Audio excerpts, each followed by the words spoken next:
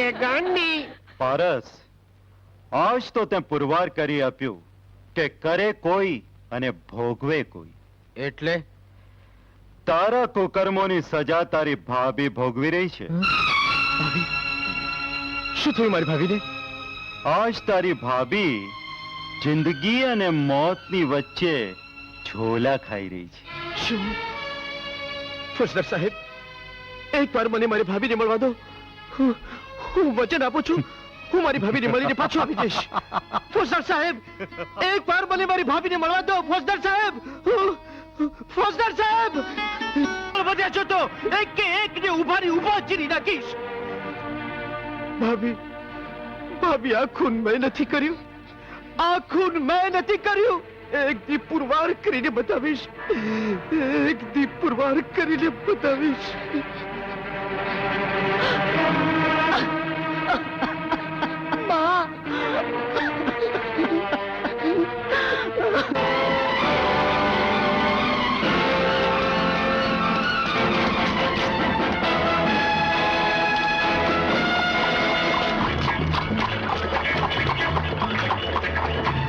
પારસ,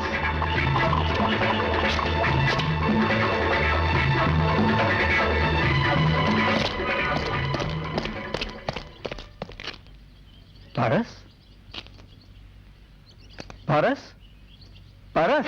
જોરાવર, મેં તને પારસનું ખૂન કરવાનું કહ્યું હતું, એના ભાઈ રામજીનું નહીં. માફ કરજો અજબસિંહ, હું મારું નિશાન ચૂકી ગયો. અજબસિંહ, જોરાવર નિશાન ચૂક્યો નથી, પણ આપણે જે નિશાન ધાર્યું નહોતું એ નિશાન એણે સર કર્યું છે. એટલે રામજીના નિકાલ પછી હવેલીનો કારોબાર તારા બેન બનેવીના હાથમાં છે. અને પારસ તો આ ગામમાં પગ પણ નહીં મૂકી શકે, કારણ કે રામજીના ખૂનનો આરોપ પારસ તે માથે છે. અને જાણે છે, એની ભાભીએ તો પ્રતિજ્ઞા લીધી છે કે પારસને પોતાના હાથે મારીને એનું વેર લેશે. વાહ ફોજદાર સાહેબ, વાહ.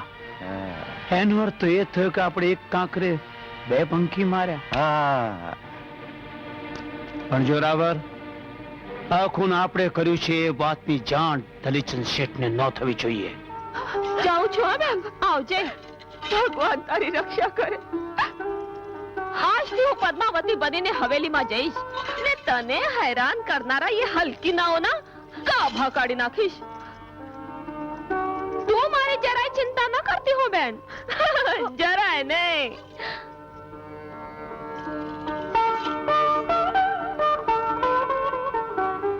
જાઉં છું બાપુ,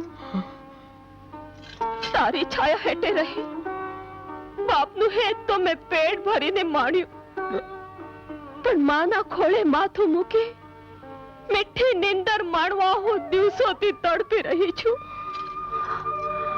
બાપુ, મારા ગયા પછી તું રોતો નહીં હો, જરાય રોતો નહીં. આ મારી બહેન પદ્માવતી છે ને, એ તને તારી ઝૂલણની જેમ જ સાચવશે.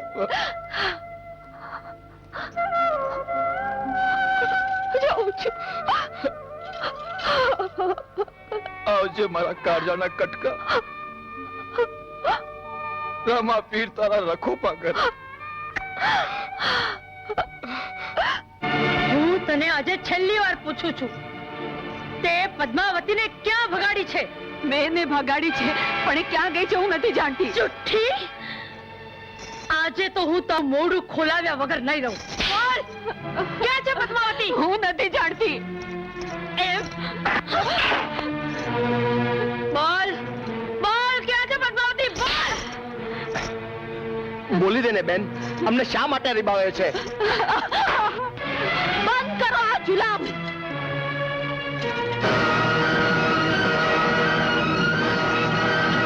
પદ્માવતી તમારી સામે ઊભી છે. પદ્માવતી નહીં.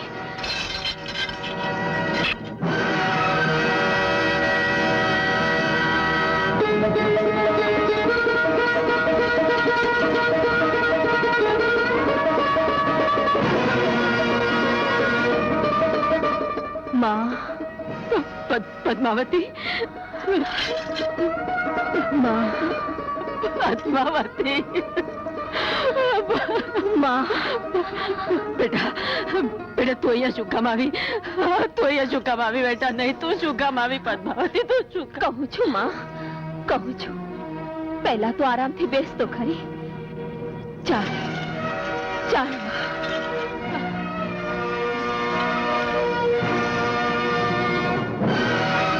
બેસ હા બેસ હા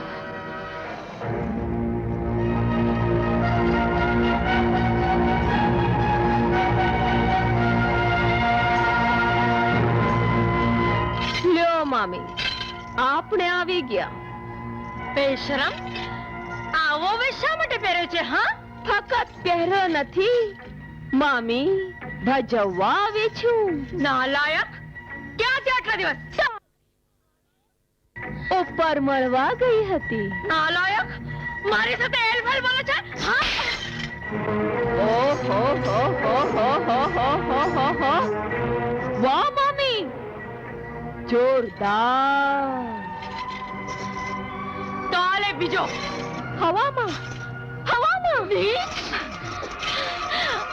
અરે ચુડેલની ચોથી દીકરી હવે જોઈ લે મારા હાથિયા થોર જેવી હથેળીની મજા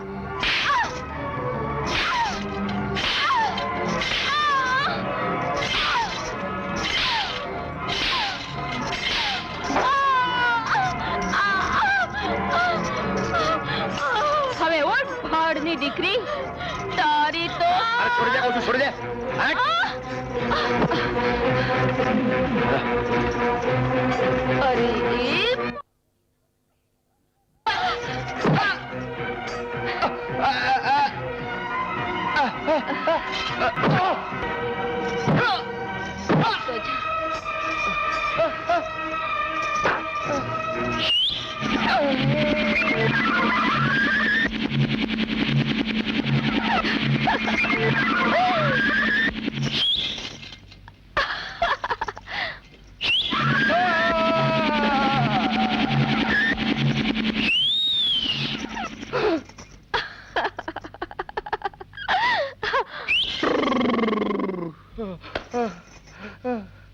અરે હટ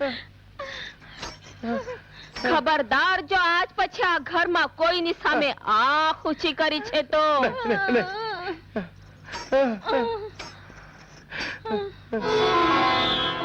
બેટા તારામાં આટલી તાકાત ક્યાંથી આવી રામાપીરની મહેરબાનીથી માં માં બેટા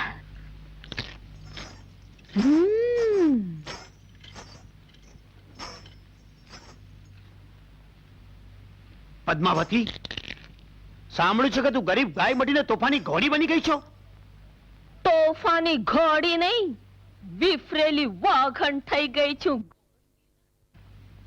આવી ગાળો બોલતા તું ક્યાંથી શીખી ઉંદડી તારી બાપા હેથી પદ્માવતી તે મારા બહેન બનેવીને બહુ જ માર્યા છે અને તું બાકી રહી ગયો છે એમ કહેવા આવ્યો અરે માર્યા છે થોડા થોડા પલિતના પેટનાઓ નહીં પદ્માવતી તું હજી મારા કાંડાના કૌવતને જાણતી નથી આજ હું તને વાઘણમાંથી શિયાળવી બનાવી દઈશ ના ના ના ના ના આપણે માર નથી ખાવો અરે આપણે લગન કરવાના છીએ ભૂલી ગયો આપણે સમજૂતી કરી લઈએ આવો બેસ બેસ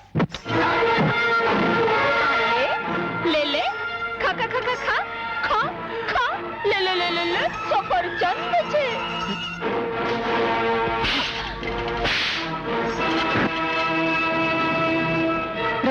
રામાપી આ તો બળકીનો પેટ લાગે છે એ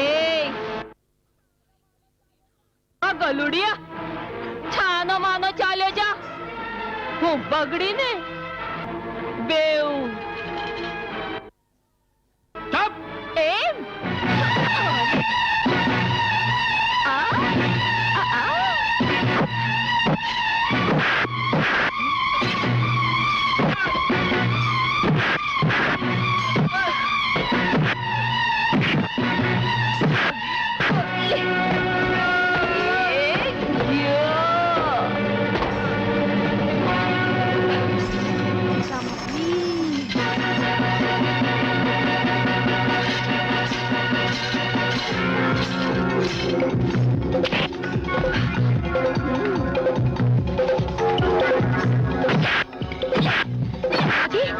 પદ્માવતી આ શું કરે છે બસ હવે છોડ તું વચ્ચે ન પડ. આ અટકીને નહીં છોડું. જો,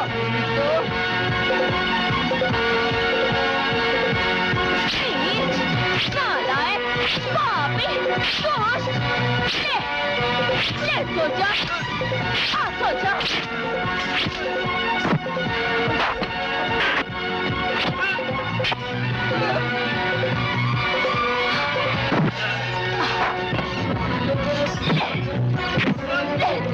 રહેવા દે રહેવા દે રહેવા દે રહેવા દે બેટા રહેવા દે બેટા ના, એણે મારા બાપુની છબીને આમ જ છૂંદી હતી. એને પણ હું એવી જ રીતે છૂંદીશ. એવી જ રીતે, એવી જ રીતે, એવી જ રીતે. રહેવા દે બેટા તને મારા સોગંદ છે